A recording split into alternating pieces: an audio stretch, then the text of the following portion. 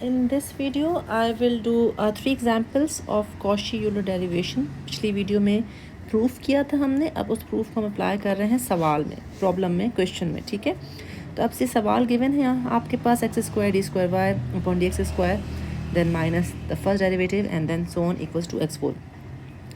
इस सवाल में देखते हैं हमें नज़र आ गया कि जब यहाँ पे सेकेंड डेरिवेटिव की बात की गई है तो x जो इन्वॉल्व है वो भी x की पावर 2 है।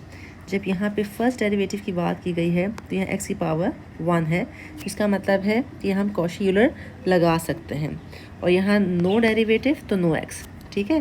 तो जब हमने उसको लगाने के लिए सबसे पहले हमें क्या लेना पड़ता है, let E Z is equals to X, ठीक है। और यहीं से हमने क्या रूल निकाला था कि z is equals to L N X, right. ये हमारे पास दो वैल्यूज़ हैं। तो अब यहाँ से जो हमारी कन्वर्जन और फिर फर्दर हमें पता था कि also X square D square Y upon D X square किसके बराबर था, डी वाई के, ठीक है। सॉरी डी 1 मिनट गलत हो गया ये एक चीज़, D into D minus 1 Y के, और इसी तरीके से x into D Y upon D X इसके बराबर था डी वाई के, ठीक। ये सब चीज़ें हम प्रूफ में कर चुके हैं।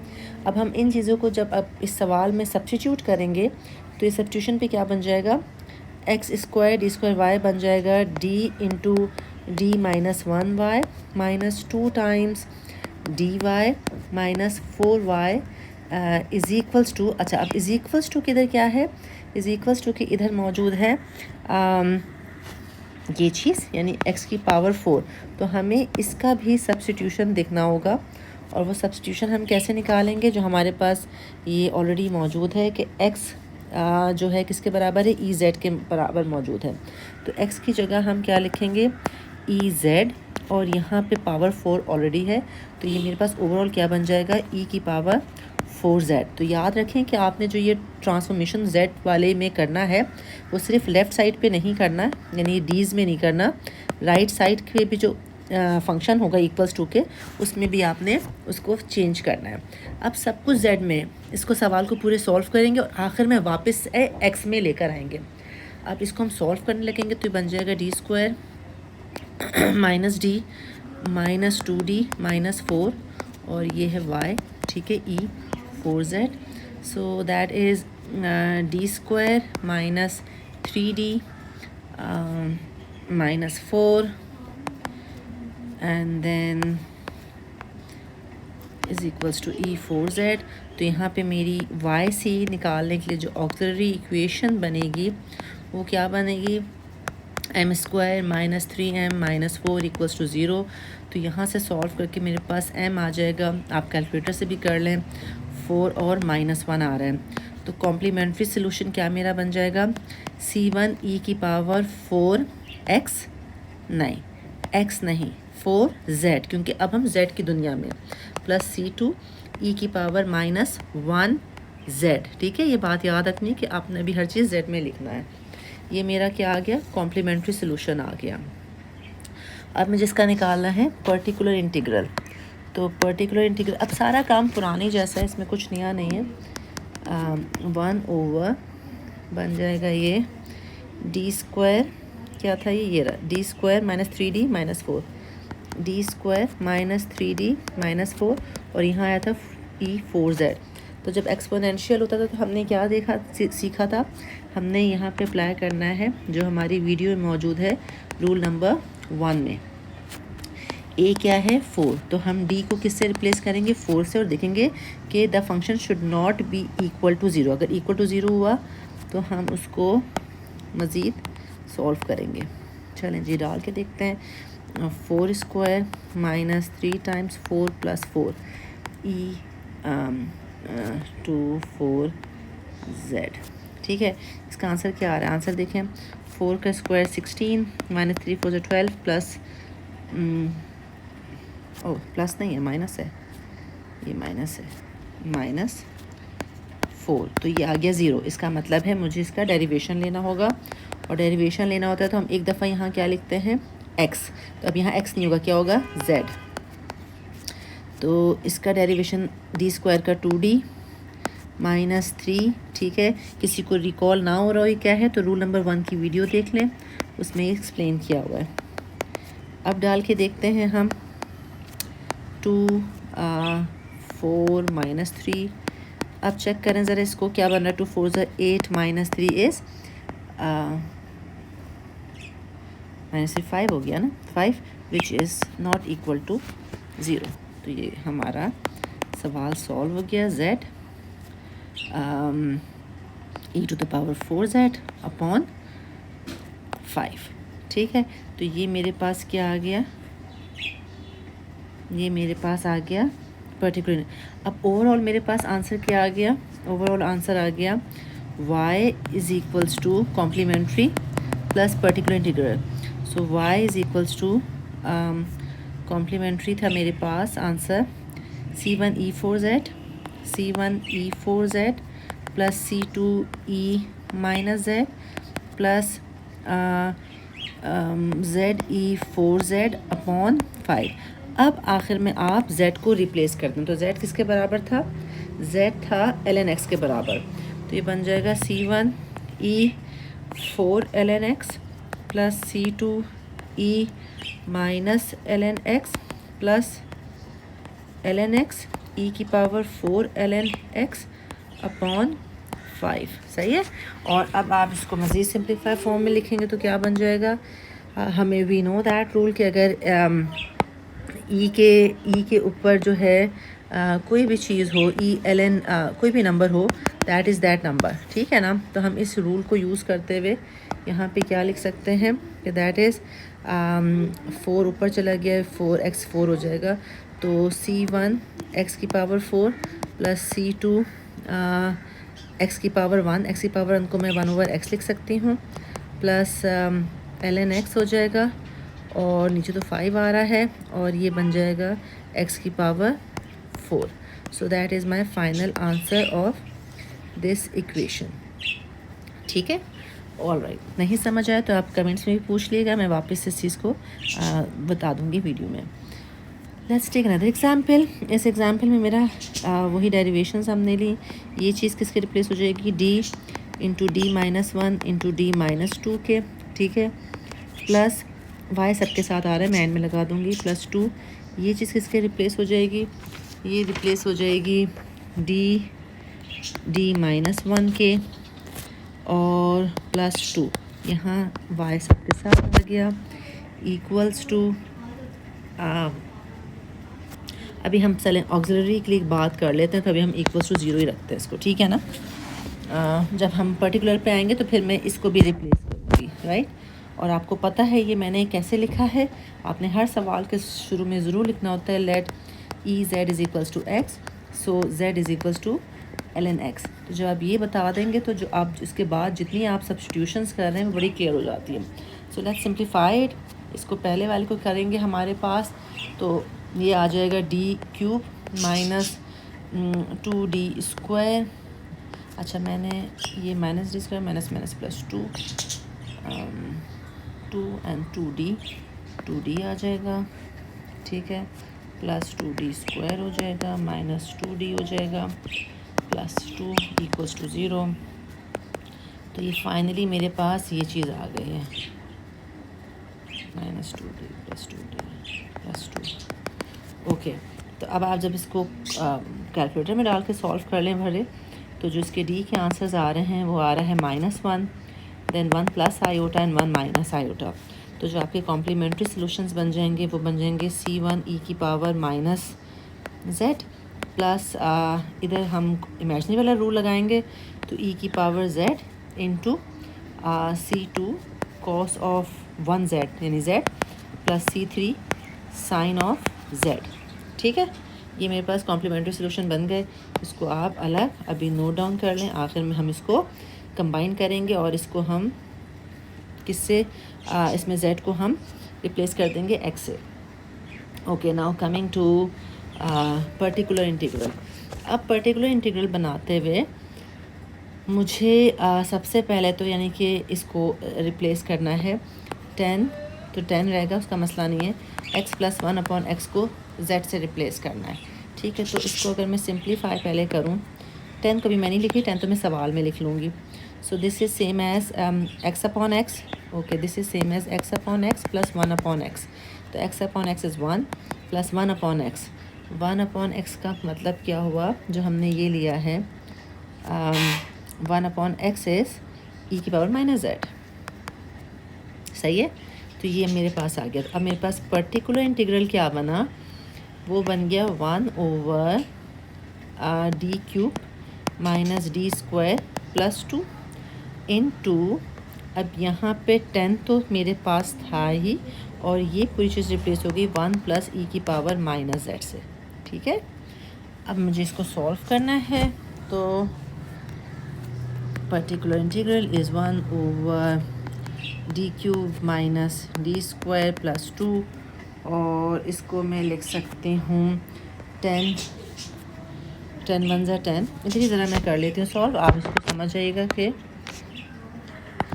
ये क्या बन जाएगा। 10 1 ज़ा 10 प्लस 10 की पावर ई माइनस जेड। अच्छा, 10 कांस्टेंट है तो मैं इसको 10 की पावर ई की पावर 10 इंटू ई की पावर 0 जेड लिख सकती हूँ ना, और दूसरा क्या हो जाएगा 10 ई की पावर माइनस जेड। ठीक है, एक 0 जेड हो जाएगा, एक माइनस जेड हो जाएगा। ऑल राइट, तो ये मेरा 10 ई की पावर 0 जेड प्लस था 10 ई की पावर माइनस जेड। ठीक है, अब ये दो एक्सपोनेंट के फंक्शन हो गए, दोनों जो हैं अलग अलग सिंप्लीफाई होंगे। तो एक मेरा हो जाएगा, जैसे मैं 10 को ऐसा करती हूँ, ज़रा दोनों में अलग अलग बाहर ही लिख लेती हूँ, इसका हमें बार बार यूज़ नहीं करना है। D cube minus D square plus 2 into E की पावर 0 जी, और दूसरा मेरा फंक्शन बन गया 10 into 1 over D cube minus D square plus 2 ई की पावर माइनस जी। ठीक है, अब इस वाले केस में जो ए मैं लूँगी वो लूँगी -1, और इस वाले केस में जो मैं ए लूँगी वो क्या लूँगी 0। ठीक है, दोनों वैल्यू 1 बाय 1 डाल के देखूँगी, और ये देखूँगी कि कहीं पे आपका 0 आ रहा है। अगर 0 आ रहा है तो वहाँ ख़त्म हो जाएगा, वो सॉरी दोबारा डेरिवेटिव लूँगी, अगर 0 नहीं आया तो वहाँ ख़त्म हो जाएगा। पहले मैं ये ब्लू वाला यानी लेफ़्ट वाला कर लेती हूँ। तो 0 डाला आपने, 0 क्यूब माइनस 0 स्क्वायर प्लस 2, तो ये मेरा हो गया 0 0। ये तो आसान हो गया, ये यानी कि नीचे denominator is not equal to 0, तो इसलिए मेरा काम यहाँ पे ख़त्म हो गया कह लें आप। और ये मेरा बन जाएगा Y P is equals to 5, that's it, 5 into 1 वापस से। अब हम आते हैं जो दूसरी टर्म थी, दूसरी टर्म में भी मैंने यही किया, सब्स्टिट्यूट किया। 10 है, यहाँ मैंने रखूँगी -1, -1 का क्यूब माइनस -1 का स्क्वायर प्लस 2। अच्छा, अब जरा इसको देखें, -1 का क्यूब इज़ -1, ये बन जाएगा +1, और plus minus is -1 plus 2। Oh that is 0 equals to 0 आ गया। इसका मतलब है कैरी ऑन। कैरी ऑन का क्या मतलब है, मज़ीद इसका आप क्या लें, डेरिवेटिव लें। यहाँ जी लिखा मैंने, और इसका डेरिवेटिव लिया 3d स्क्वायर का माइनस 3d क्यूब का 3d स्क्वायर माइनस 2d, और ये 2 तो 0 हो जाएगा। अब भाई डाल के देखें, d -1 डाल के देखें क्या बनता है। -1 ये तो ख़त्म हो गया, 0 है, तो ये मेरा हो गया 3 माइनस माइनस इस प्लस 2, तो ये मेरा बन गया 5, right 5। So that is not equal to 0। इसका मतलब यहाँ पे मेरा काम हो गया। तो 10z, और ये हो गया अपॉन 5, और e की पावर -z। ठीक है ना, ऑल राइट। तो फाइनल मेरा आंसर क्या आ गया, फाइनल मेरा आंसर आ गया Y P is equals to 5 2 10 plus 2 Z E minus Z. And then again मैं इधर लगाऊंगी, मेरा जो ओवरऑल फंक्शन बन गया वो क्या बन गया, complementary solution C1 E minus Z plus E Z, और C1 कॉस z प्लस C3, ये 2 था ना तो 3 हो जाएगा, sine z, and then +5, and +5 से पहले मैं ये लिख लेती हूँ 2z ई माइनस z। अब इस वाले में मुझे क्या करना है, मुझे सब्स्टिट्यूशन बैक करनी है z को साथ x को, ठीक है। Okay, let's open the new page. इस पेज पे हमने इसको पेस्ट कर दिया ताकि मैं सब्स्टिट्यूशन बैक कर सकूं। तो सब्स्टिट्यूशन बैक करते वक्त मैंने देखा तो मेरा क्या बन जाएगा, y will be equal to c1 e की पावर माइनस ln x और प्लस e ln x और ये c2 cos ln x plus c3 sin ln x plus 2 ln x e की power minus ln x plus 5। तो जो power वाले हैं, power वाले क्या देखें, पावर वाले जैसे e की पावर माइनस ln x है ना, तो ये बन गया e की power minus 1 into ln x और ये हो गया ln x की पावर माइनस 1, क्योंकि पावर रूल के तहत ऊपर चला जाएगा और ये पूरी की पूरी चीज़ डिज़ोल्व कह रहे हैं आप हो जाती है। आपको समझाने के लिए डिज़ोल्व बोल रही हूँ, रूल ये होता है, ठीक है ना। तो इस तरह से मेरे पास यहाँ आ गया c1 इंटू 1/x। इसी तरीके से दूसरे वाले में खाली x बचेगा, x हो गया c2, इसका कुछ नहीं हो सकता, इसको ऐसे ही लिखें आप, ठीक है। c3 साइन के साथ ln x ऐसे ही लिखें आप, प्लस ये वाले में माइनस 1 हो जाएगा, 2/x कह लें आप, ln x हो जाएगा और plus 5। So that is your final simplified form answer.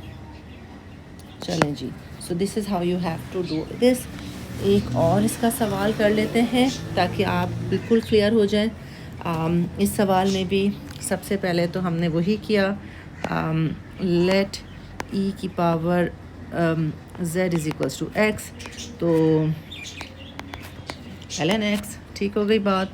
अब यहाँ पे मैंने डेरिवेशंस ली तो ये बन जाएगा, पहले मैं ऑक्सिलरी इक्वेशन निकाल रही हूँ तो उसके लिए मैं सिंपल ले लूँगी इसको, d into D minus 1 minus 4 dy plus 6y equals to 0।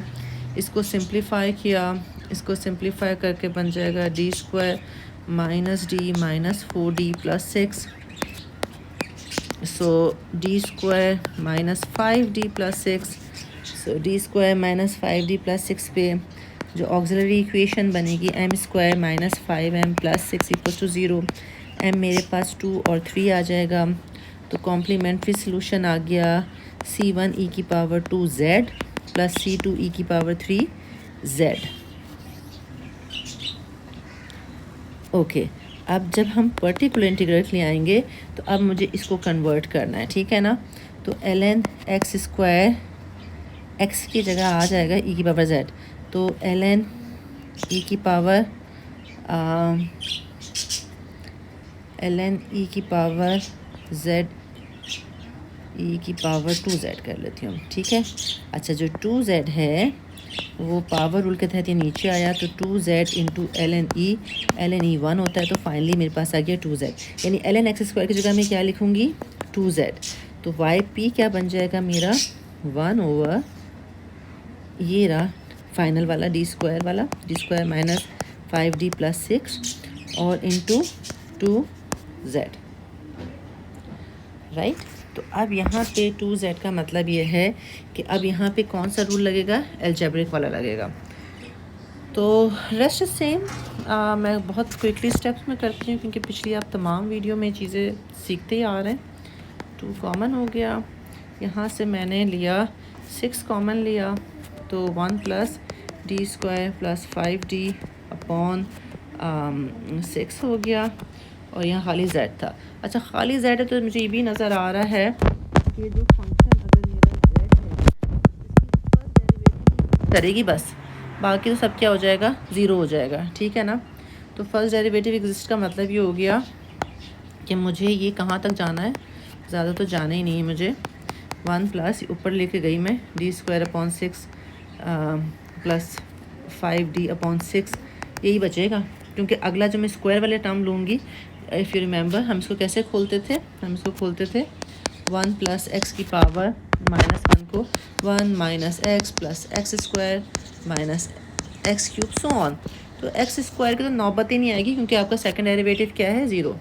अच्छा, तो हम यहीं तक रखते हैं इसको। फंक्शन मेरा z है, तो ये कट गया। तो 1/3 z will multiply 1 is z plus d square of z and then 5/6 of d z। ठीक है, ओके। अब d स्क्वायर सेकेंड डेरिवेटिव ये बताएं, सेकेंड डेरिवेटिव ऑफ z क्या आ रहा है, दैट इज़ 0, और फर्स्ट डेरिवेटिव ऑफ z क्या आ रहा है, दैट इज़ 1। तो इसको हम दोनों को सब्स्टिट्यूट कर देंगे यहाँ पे। तो मेरे पास ये बन जाएगा 1/3, z बच जाएगा ये वाला, ये 0 हो गया टर्म, और ये मेरे पास बन गया 5/6। चलें जी, फाइनली मेरे पास पर्टिकुलर इंटीग्रल आ गया z/3 प्लस 5/18। तो जो ओवरऑल सोल्यूशन आया है वो क्या आ गया है, okay, c1 e⁻² z plus c2 e⁻³ 3z, okay, 3z plus z/3। और ये सबसे आखिर में मैंने जैसे आपको क्या है कहा है कि आपने z को वापस रिप्लेस बैक करना है, तो 2 ln x plus c2 e⁻³ ln x plus ln x/3 plus 5/18। तो ये सिंप्लीफाई होके ये चीज़, क्योंकि x इधर स्क्वायर हुआ, तो ये x स्क्वायर c1, सॉरी पहले मुझे c1 लिखना चाहिए, c1 x square plus c2 x cube plus ln x/3 plus 5/18। So that is my final answer of this question. I hope Cauchy Euler derivation को कैसे use करते हैं, it is clear to you now.